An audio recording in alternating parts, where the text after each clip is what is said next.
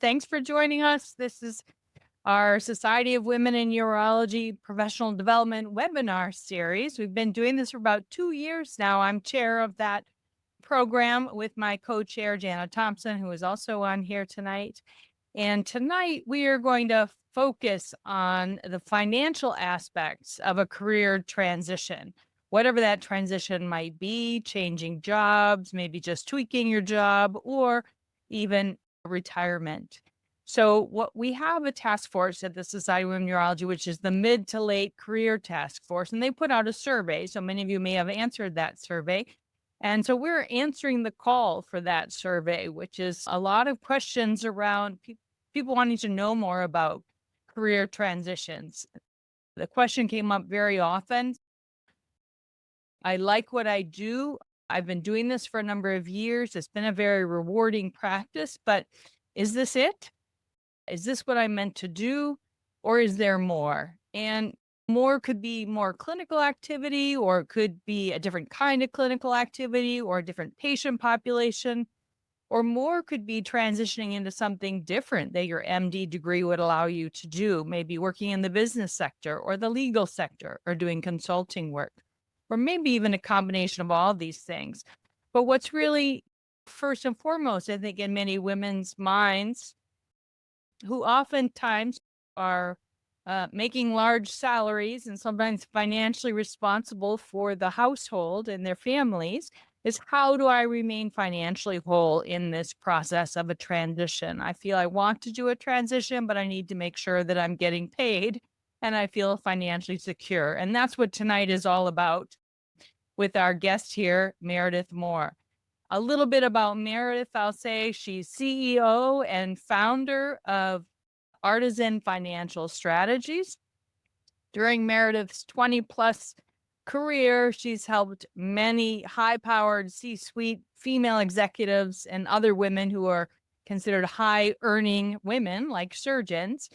And she's helped them maintain their financial health, their financial relationship with money, and set them up for financial success. So Meredith helped us a couple of years ago already. This webinar series has been going on for 2 years, and she helped us with a couple at the very beginning. The first one was the top 10 financial mistakes that female surgeons make. All of these are recorded and put on the SWIU website. Please take a look at that. There'll be some nice tidbits in there for sure.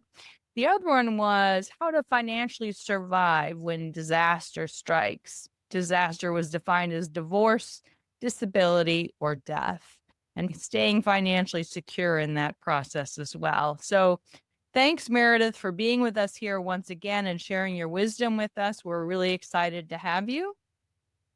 Thanks, Suzanne. I'm really happy to be here again. This is turned into my crew, I feel like. And as Dr. Sutherland said, please put questions in the chat. We're going to deal with all of them. And that's where I think the real nuggets tend to come out of this, is where you can be vulnerable and ask the tough questions that you may not be getting in here or may not have gotten outside of this. So today, there's 1,000 talks people give on retirement, but what I'm trying to gear today's talk on is this transition. In fact, you'll hear, I don't even like the word retirement. I like the term work optional. We're working because we want to, not because we have to. And so we're going to talk all about that, a lot about taxes and how we make this transition today.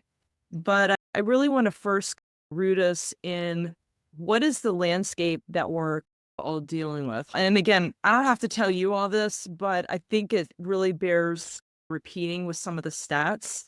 Physician burnout rate in career transitions is really high. Again, over 40% of physicians report burnout, with surgeons at particularly high risk. And the trick on this, we can all see a nice, good graph here. And again, it's even greater for women physicians. And there's reasons for that from a sociological standpoint. We're going to dig in there. So financial independence, and I define that as there is zero probability that you will run out of money if you live to 100. And the quicker we can get everybody here, the financial independence or financial security, that is going to create career flexibility for you. And what I mean by that is you're not going to be beholden to necessarily 100% clinic or working 100% at the hospital. And so what we want to do is, simply because people are living longer and we all have lifestyles that we want to have, being able to be nimble on coming up with this transition and how you're going to keep some cash flow going without having to do a grind in clinic or at the hospital or whatever is going to be really key. And so this is what I call the physician wealth paradox. A lot of you all have really high income, but that doesn't guarantee you have financial security, because back to maintaining that high income and keeping that pace up, it can back to the burnout. And so it's really key that as we're earning this income, think of yourself like the golden goose. We need to take some of those eggs and strategically put them aside so that we can help create that transition plan. And in terms of women in medicine, we're going to jump in. There's some pretty significant wage gaps. The other thing that we don't think about, I do a lot of speaking about this as well, whether it's a surgeon or whether it's a woman in senior leadership in corporate America. The reality is women tend to traditionally have more caregiving responsibilities, and that can be not just with kids, but also with aging parents. I know I'm a proud Gen Xer, and my dad is like 83, and my son is an undergrad, and he's 20. And so we're all dealing with this two sides. It's called the sandwich generation. And so some of those caregiving responsibilities, which, by the way, sociologically tend to fall on the oldest daughter, which is somewhat fascinating in and of itself. But these things lead to some wealth building challenges. What we're seeing now are women physicians are making 74 cents on the dollar versus their male counterparts. So there very much is a wage gap in medicine still. I'm sure I'm not telling anybody here what they don't already know, but I personally found that statistic interesting. And we've also found that caregiving responsibility really reduced wealth accumulation by an average of $324,000 over a lifetime. Think of time that you might be away from working, pay time off even, or anything when you're out, that are back to what we were talking about as part of the sandwich generation. And then women physicians retire with 30% less wealth than men, just despite having similar careers because of some of this. So there's a very real gap here. So we talk about implicit bias financially for physicians and career progression. So some of that has to do with leadership. If somebody's going into a senior leadership role, or how the compensation discrepancies really differ. And then back to my favorite topic, gender-based expectations in caregiving roles at the home, not just in caregiving, but in one of my previous talks, I do a lot of stuff around women breadwinners, and that tends to lead to who has more power around financial decisions in the home. But some of these caregiving expectations, just being a woman, can lead to some of the loss of income that we were talking about. And the other side of this is network. Sometimes we find that access to high impact financial planning strategies might not be as readily available because of your circle, your network that you have. I always like to say we're the average of the 5 people we're around the most. And it speaks back to, who is your network? Who are your mentors? Who are your mentees? And what are we doing inside our network to share best advice, best planning? And money's a taboo topic. Let's just be honest, it is. But how can we normalize some of that and create more access for some of your peers? And by the way, a lot of people think that the bigger the role, the more money somebody's making, the more well off they are. I have found that in many cases not to be the case at all. So sometimes we make assumptions that aren't necessarily true around that. And so what I laid out here, and I think one of the upcoming webinars is going to address this even more, I laid out what real retirement looks like for physicians, or our path to the goal, again, getting you to work optional, where we're working because we want to, not because we have to. It might start that you're grinding 100% of the time in a full hospital role, but slowly over time, we're working to a sort of a phased retirement. We're getting some consulting gigs to add some extra income streams on as we're phasing out full time in the hospital, then some locums, and then eventually you tap out, you peace out, and you're fully retired. So we're not just pulling the Band-Aid off and it's 100% to nothing. That can happen sometimes, but my experience has been high performers have a harder time doing that. And women tend to sit on, my experience has been paid public boards. Within industry, they're doing other consulting. And this isn't just in medicine. This is across the spectrum. But what I want everybody today to be thinking about as I go through this, how can we begin shifting on this graph now and laying the groundwork to be getting some of these other, I hate even calling it side hustles because what you all do is so important, but other revenue streams that we can have coming in that will slowly allow you to phase out of the grind of the full-time hospital role. Suzette, did you have anything you wanted to add on this part? I think you might have some insight too. No, I think I like the discussion you have. Meredith has done a lot of writing that's been published and talking about retirement for high performing females is malarkey, is the term that you said. And just exactly what you described. I think that a picture that we all retire and then go into a Barca lounger and don't do much, that's not really that fulfilling to high performing people. And getting yourself set up even emotionally, psychologically for what that next phase is and calling it, I like that work optional, as another phase of your life as opposed to retirement. I think it's really important, not only financially, but also from an emotional and social standpoint. You bring up a really good point. I do want to talk about it because I think it's discounted a lot. A lot of people do get caught up on the financial, and that, of course, this is what I do. It's important, but so much of our identities are caught up with who we are professionally. And so I see a lot of times when people retire, it's really hard because they haven't gotten to that place and they're still the doctor and getting to acceptance that retirement's okay. I've only seen one or two people be able to do it cold turkey and not really want to go back. But it's rare, but it's something definitely, as we're talking today, I want you to be thinking about what's a path where I can get my first sort of side hustle or revenue stream outside the W-2 at the hospital.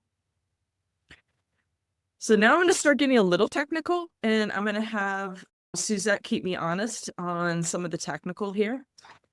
So in retirement or work optional, it's not always about the asset or the size of the retirement account. In retirement, you want income. The point is the asset's supposed to create the income, but I want everybody first to take it from what amount of income do I need as I'm slowing down? But there's two ways that we're going to get these income streams. One are, again, going to be through assets that we're converting to income. And one is just outright income. And think like rental properties. If, God forbid, one of the hospitals still had a pension plan, a traditional defined benefit that just gives you a paycheck for life, that's an example of an income stream. Social Security is an example of an income stream. So there's two ways that we can accomplish this. And so let me dig in there just a little bit. So when we think of assets, I'm going to there's some examples here, but the trick is going to be, how do you convert an asset into a dependable income flow? A lot of people might say, awesome, Meredith, I've got $1 million in a retirement account and a 403B at the hospital. Do I have enough? The reality is this, and this is a good number if anybody is taking notes. It can get very sketchy in the distribution space when you start to take money out of accounts. It's a lot easier to accumulate. And I'm going to use an analogy here. Think of it like climbing Everest. Not that I've done that, not that I ever intend to do it, but very few people die going up. Most people die going down. And the reason for that is that there is a down market and you're taking money out, it is like a negative compound effect. And so from a safe amount of money to take out, this chart isn't very clear, but it's showing that there's $1 million and we're only taking out 3% a year. So we're taking out $30,000. I doubt there's anybody on this call, including myself, that can live on 30 grand a year. So this is $1 million. We're only taking 30 out. This money will last in a moderately invested portfolio around 30 years. Now that number has fluctuated depending on the study and depending on our interest rates in the stock market. Can be, you'll hear anything from really 3.5% to 4%. I used 3 on here just for the purpose of starting a nice little debate within the chat and what the reasonable number is. But as you're thinking about your big 403B, I want you to just think of what 3 or 4% of that is, and really, can you live on that for the rest of your life, or are we going to need some other income flows? So let's talk about tax advantaged retirement accounts. So there's lots of different kinds. I think I have another slide where I dig into it. But for most of you, we need to make sure that we're putting as much money away on a pre-tax basis. So typically through your employer, whether it be a hospital or if you're in industry, it's a 403B, a 457, or if you're in industry, it's a 401k. And right now, you can get $23,500 put away pre-tax. And if you're 50 or over, you can get over 30,000 in there. Now, if you have a side hustle and some other revenue from industry or consulting or writing or whatever, you can even set up what we call a solo K plan and get up to 70,000 pre-tax. So there are so many different plans, and everybody here would just turn me off if I spent a time going into all the different kinds. But depending on where you are, whether you have income outside of where you are, most of you are going to be in a lower tax bracket in retirement than you are right now. Sometimes that's not always the case. If you have a pension plan, or if you have saved, if you're already tracking at $3-4 million in the retirement account, I've had some physicians that are in higher tax brackets in retirement, because the thing for your notes is the IRS is going to force you to take money out of those retirement accounts. Gotten the tax break, guess what? Our favorite uncle is going to come a-calling. And they're going to force you to start taking money out at 75. Of course, you can take it out as early as 59.5, but you're going to have a forced distribution, a forced tax at, for most people on this call, at 75. So that's going to be important to know. Some of you that might be in industry might have stock options. Again, I mentioned pension plans and even deferred compensation, where they allow you to defer some of your income now to have it distribute later. So that's going to all think about it from, do I want to pay the taxes now where my income is, or do I want to pay it later? And hey, Meredith, how do I forecast what my tax rate's going to be when I start taking this stuff out? And so that's going to be the question. A lot of times when people are like, do I Roth or not to Roth? That's what I call it. So do I do a Roth IRA, or do I just focus on the pre-tax? So think about, as I'm saving money, what's my tax break now versus later?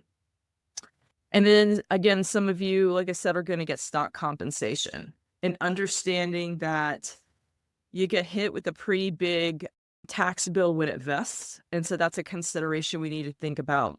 The most important thing from this slide that I want, my hope for everybody in this call, is if you have not run scenario tests and stress tests to see with what you have, how you're tracking to retire at what arbitrary age you want to choose,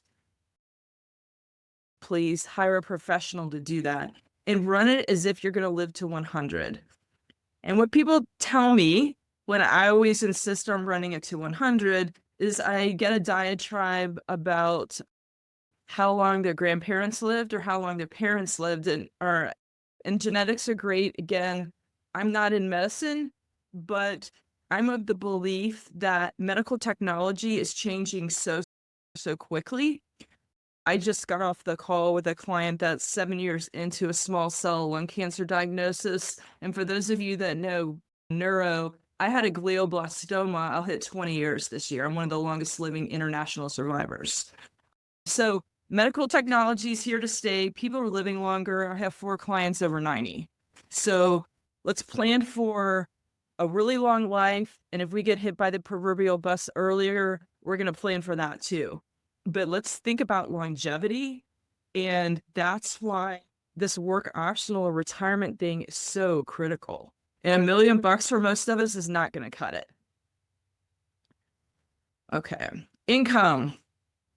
So we touched on this a little bit, but I really back to how do we transition from the full-time clinical hospital gig is I want to start building the framework, doing the business development now, creating the networking connections to start creating other revenues that you have keyed up, whether you like writing, whether it's consulting, whether it's going to industry. Start laying the groundwork now, because my argument today is you're going to need more than a clinical salary, especially with the burnout rates. And that dependence on the W-2 income, equates to vulnerability. And building that passive and semi-passive incomes creates so much flexibility for how you live your life, what we can do for our families, and what we can save to create more money so we don't have handcuffs and a gun to our head to keep grinding it at clinic. So I've laid out a few things. And again, I know Suzette, this is some future webinars that are really know way more about this stuff than I do, but I was really brainstorming here: courses, books, speaking engagements, consulting, medical writing, medical speaking. I know I've heard several people that do some expert witness work, and then even telemedicine and concierge medicine. I follow like a lot of longevity stuff, and I know several people here do too. So it's really interesting to me where medicine is going, and especially with what you all do right now. It's a hot topic. I tell a lot of my friends that I've spoken to you guys multiple times, and they're fascinated with this industry and the fact that it's women-based. So I think there's something there on the business side too. Yeah, thanks for bringing that up, Meredith. So in subsequent webinars that we're going to have next month, we're actually going to do one that's called The Side Hustle. And we have 2 people who do it very well. One in the industry sector, doing a lot of consulting work in that and having more passive income come in that way. And another one that does it more on the legal side. And it's really how to get involved. If this is something you're interested in, how do you make those connections, so on and so forth. Another month, we're going to be looking at creative clinical situations. So I might still want to work clinically. I like it, but I want to create the clinical atmosphere that's right for me, whether it's doing it not full time versus just creating your own specialty practice or what it is. So we have a couple of people that are doing some creative things like that, including locums. And then another month later, we're looking at people who we know, female urologists who've left clinical practice almost completely to take on other careers that are very fulfilling, high exposure careers, and just to see what other things can you do? What are you valued for with your MD degree? So those are to come. So thanks for mentioning that, Meredith.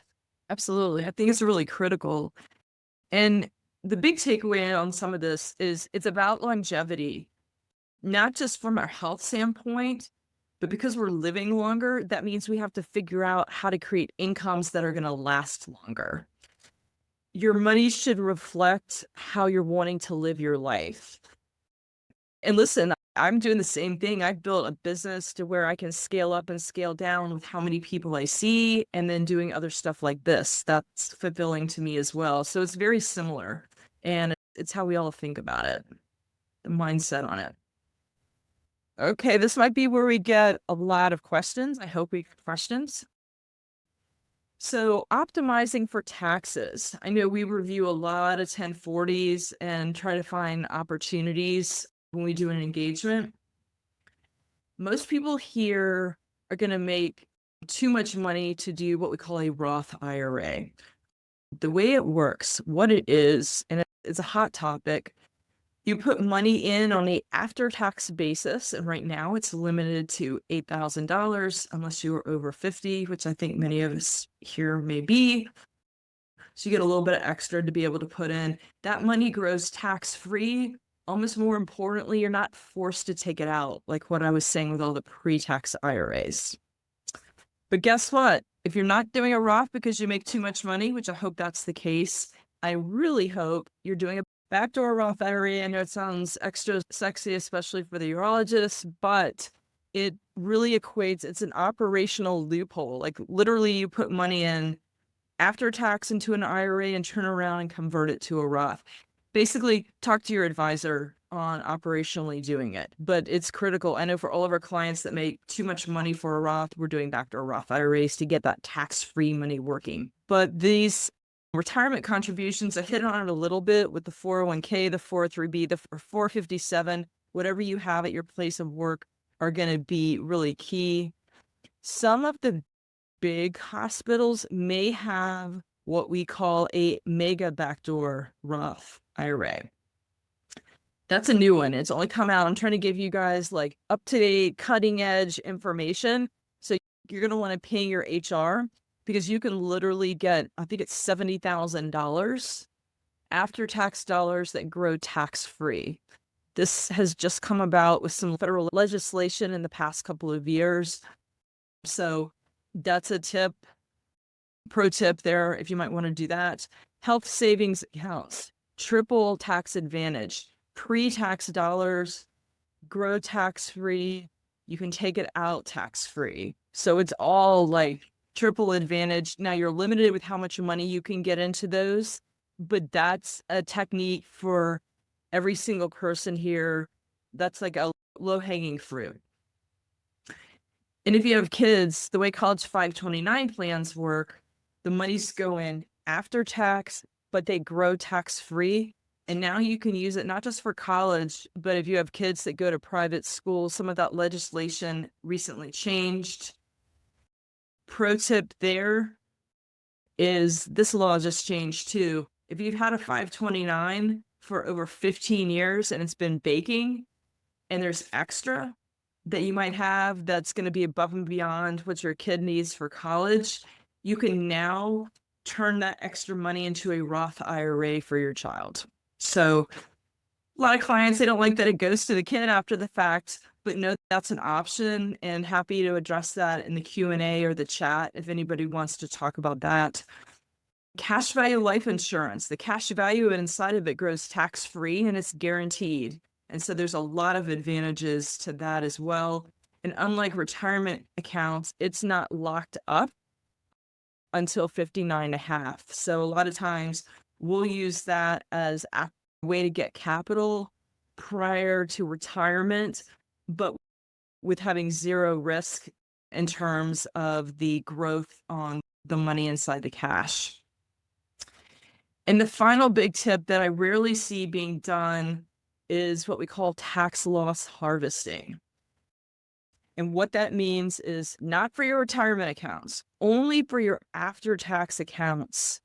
You can literally take two of the exact same portfolios, but in case if markets are down, i.e. right now, you could say sell Tesla and you can bank a loss and literally buy it back 31 days later and get the same rate of return, but have banked a tax asset in terms of a loss, so your taxes aren't as high. Again, happy to dig in that more. I'm going to see where the Q&A is going to go, but this is only for after-tax accounts. And what I'll say about having after-tax accounts, not just everything in retirement, I would like everybody to think of that as your bridge. How much can we begin putting in non-retirement accounts while still maxing out the retirement accounts so that we can delay taking money out of the IRAs and the 401ks for as long as possible? because we're going to pay ordinary income tax when we take money out of the retirement accounts. So let's build not just retirement, but let's build those after-tax accounts up so we have options to do that work optional that can help support that bridge before we have to start taking money out of retirement. Again, a lot of this is technical. I know that, but I want to see where the Q&A is going to go, and I can deal with a lot of the specificity more there. Okay, I think I've said this, but I want to say it again. I always look at my scenario test. I'm looking at, do we have financial security? Or statistically, is it impossible that we're ever going to run out of money? And the way I do that is I look at somebody's cash flow. I always say, I'm not the budget police. I don't care what somebody spends on wine, shoes, or technology. I just want to make sure when we're looking at your future self, where those incomes are set to be, I want to make sure that we can live to 100 and you're not going to run out of money.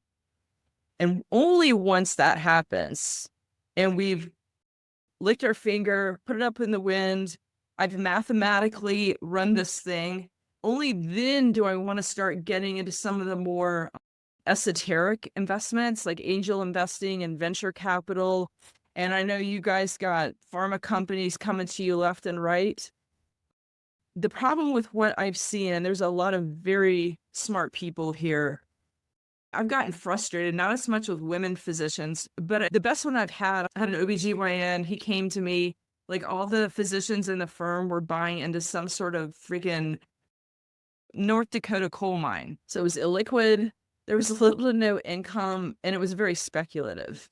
And so I'd rather us make sure we have financial security before we're dropping 50, 100, 250 plus grand on business ventures that we can't reasonably know if they're going to hit it or not and do well for us. So I just want to say that let's make sure we're safe before we start gambling. And again, it might be not true gambling. You might know a lot about the company, but it might be less secure than saying owning Apple stock. I use that as just an example. Again, a lot of my clients have made money on venture capital and angel investing, but they've only done it once they've done it responsibly, once they already have financial security. And I know I talked a little bit about this in some of my previous webinars, but I find estate planning is a big gap that I see with people when they come to me. Some key points that I want to focus on, and again, we'll see where the Q&A goes.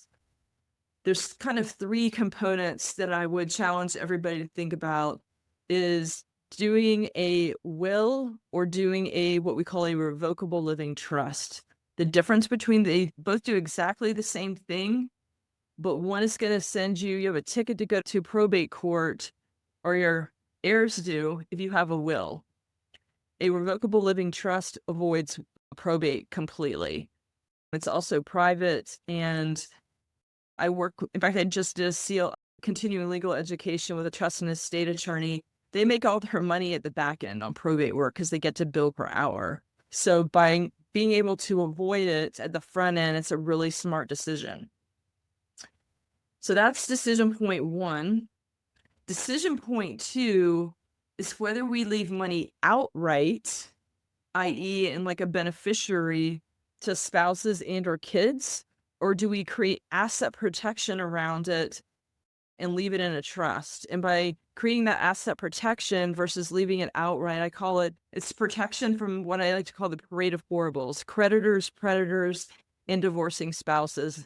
And what I mean by that is if I left, say, life insurance proceeds outright to my son and he got married and then went through a divorce, that money is on the table for the divorce. And so by leaving the money to him inside of a trust, it can create asset protection around that. Again, happy to take questions, but this is a big bone of contention with a lot of people. You can do this for your spouse and you can do it for your kids. And many times our clients will do that. And then finally, thinking from a value standpoint, there is not a right or wrong answer here. And I say ensuring, but considering whether you want to create generational wealth and have that money last over multiple generations? Or how do we think about how we're distributing money to our kids? Does it reflect who we are? I take a very so my kid to private school and again paying a nice tuition at Auburn University right now, but I don't have anything going outright to him. Upon my death, he'll get 4% of a much bigger pot because I want that money to last over time. Most of my clients don't do it the way that I do. They're like, hey, if they're 30 and they can't figure it out, we got bigger problems. So they will distribute outright in chunks. Just know that by leaving it in a long-term trust and having it grow, that money can last a lot longer. And it just depends on how you feel about that. There are no right or wrong answers. And so some key things that I've really laid out as the takeaways is review your financial plan for transition readiness. And please make sure you run scenario tests. Make sure that you're tracking if you live to age 100 and do it using your cash flow. And again, a good financial professional, they're not just investing your money, they're doing planning. Again, it's so critical to have that map or that financial plan as the hub to make the decisions that come off of that. And then step 2, explore income diversification opportunities. So we don't want all of our money, like we said, just specifically at the hospital. And how are we going to transition that? So that's why that's going to become key. And then step 3, again, take estate planning seriously. It's not just a box checking exercise. There's a lot more to it and to think through from a value standpoint. I am doing only five 20-minute one-on-ones for what I call our 3-step strategy call, really looking at where you are right now. And I'll give you some very tactical advice. And so please click on the QR code. And within this 5, it's first come, first serve. So please grab that. And also, if you don't want to do that, we built a checklist on our top 5 financial moves for physicians considering career transition. So you can, instead of getting this deck, you can literally get my checklist. So please, you can grab that QR code as well. Great. That was wonderful. In full disclosure to the whole audience, since meeting Meredith 2 years ago and doing the programs we did 2 years ago, I have hired her and she has whipped me into shape. Now I understand a lot of these slides where I didn't the first time through. So I know it was a lot of information, especially if it's for first timers not thinking about these things for the first time. So please keep in mind it is recorded and you can listen to it again or watch it on the SWIU website. So you'll see all of the slides there and can digest it a little bit more. But the other take home, I think, is you can see that there are lots of pieces here and it can get very complicated. And that's why it's really best to let a professional help you with this rather than trying to think I can play the market myself. I've learned so much by working with Meredith and really mostly how to protect myself more than how to become wealthy, right? It's more about just protecting yourself so you're able to continue to do what you love to do as time goes on. Thanks a lot. Yeah, no, absolutely. And I do like to say that most of the folks that I see, they have an investment person, they have an insurance professional, they'll have a CPA, and if I'm really lucky, they have a trust and estate attorney, but nobody's talking and balls are getting dropped. Yeah, and that's the other service that I will say Meredith and her colleagues provide, as she's the point person and all of these services are feeding in. She's there with me for the meetings when I developed my trust, as an example. Or another thing, I'm doing a fair amount of consulting now for people who I think some people in the audience know I'm not working clinically as much as I used to. And so I did start my own professional limited liability company for all of the consulting work. So that was one of my questions, just to pose it in a question. I know the answer since I've worked with you, but the audience might not really understand.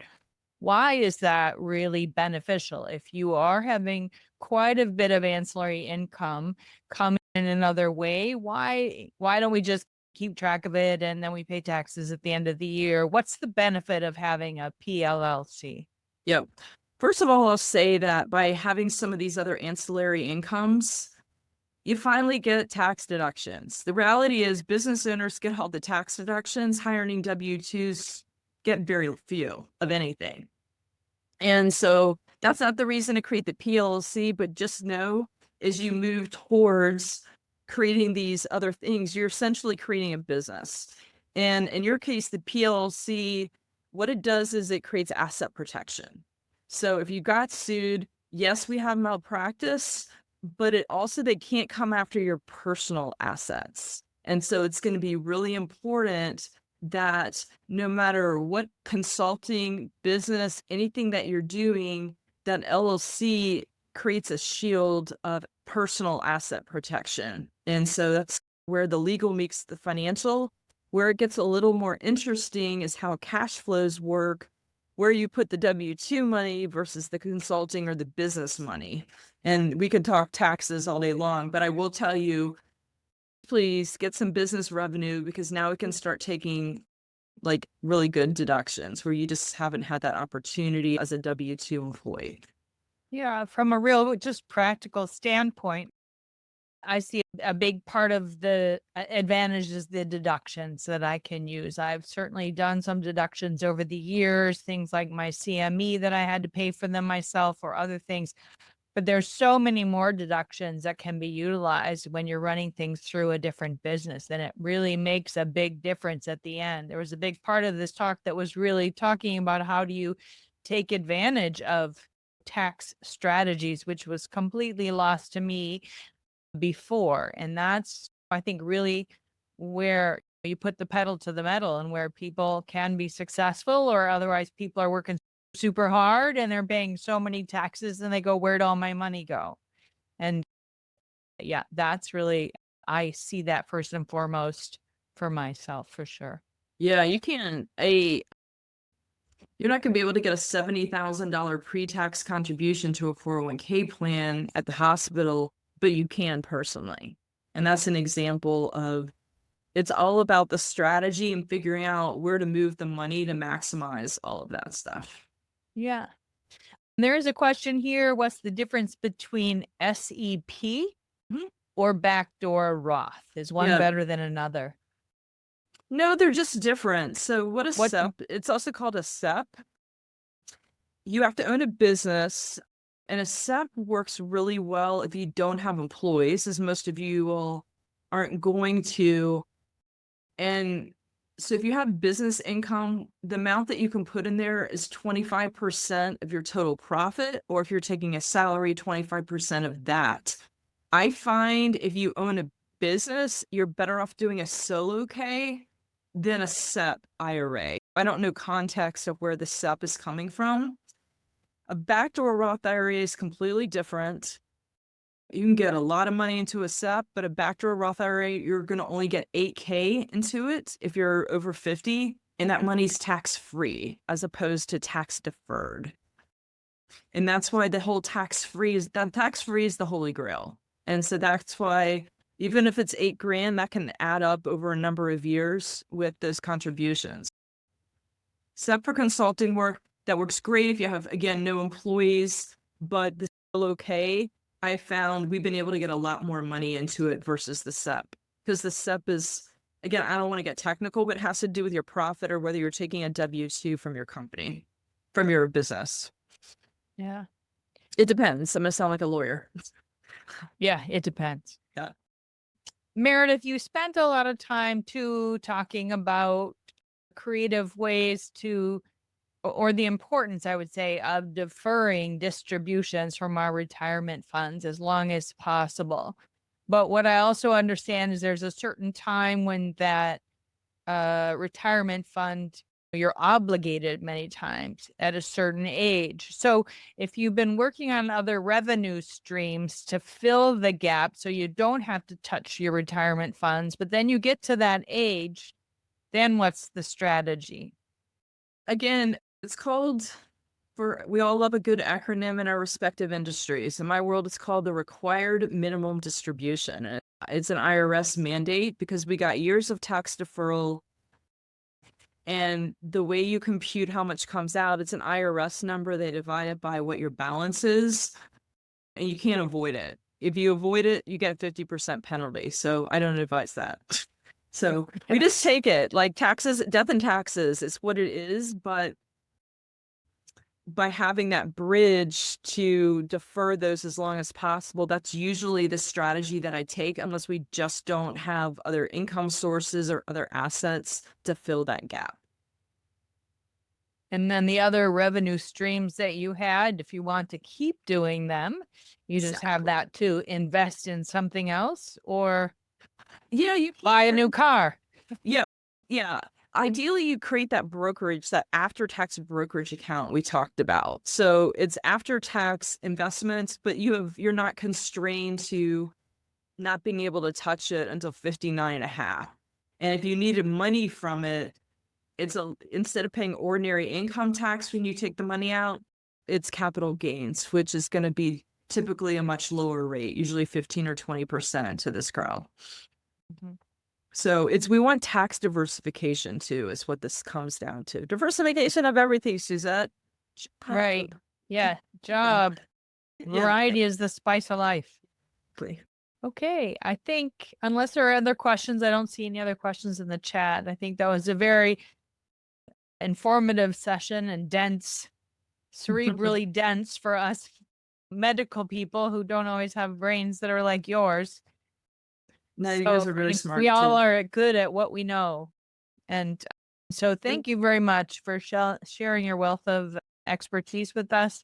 Was that a play on words there? Yeah, your wealth. Yeah, that was good. Oh, Yeah. I didn't do that on purpose. Absolutely. And everyone that's on here too tonight, thanks for joining us. Again, it's all recorded, so you get it on the SWIU website. It is still, I think, password protected for SWIU members, but we're changing that so that we can get a wider distribution and allow lots of people, not just SWIU members, to benefit from that.